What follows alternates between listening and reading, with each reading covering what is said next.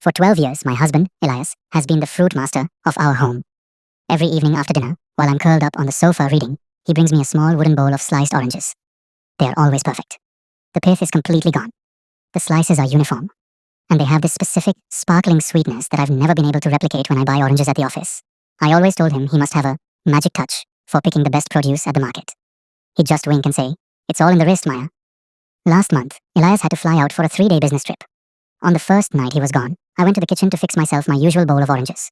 I picked one from the crate he'd bought before leaving, peeled it, and took a bite. It was terrible. Sour, acidic, and it left a sharp, stinging sensation on my tongue. I tried another one. Same thing. I figured we just got a bad batch.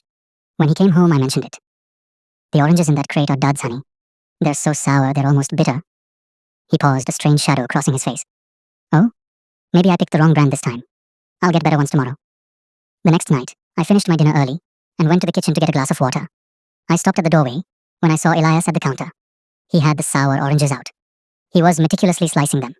But then he did something I didn't expect. He pulled a small, unlabeled jar from the very back of the spice cabinet, hidden behind the baking soda. He took a tiny pinch of what looked like a mixture of sea salt and a specific type of dark, unrefined sugar. He didn't just sprinkle it on. He rubbed it into each slice with his thumb, then let them sit for exactly 2 minutes. Then, he took a slice, bit a tiny corner off to taste it, winced at the acidity, and added a microscopic drop of honey to balance it. I realized in that moment, the oranges weren't magic. They were actually mediocre, cheap oranges. But he spent 15 minutes every single night curing them, balancing the pH with salt and sugar, and taste testing the sourness just so I would think they were the sweetest fruits in the world. I walked in and caught his eye. He looked like a kid caught with his hand in the cookie jar. "You've been fixing my fruit for a decade?" I asked, looking at the hidden jar. Elias shrugged, looking down at the cutting board.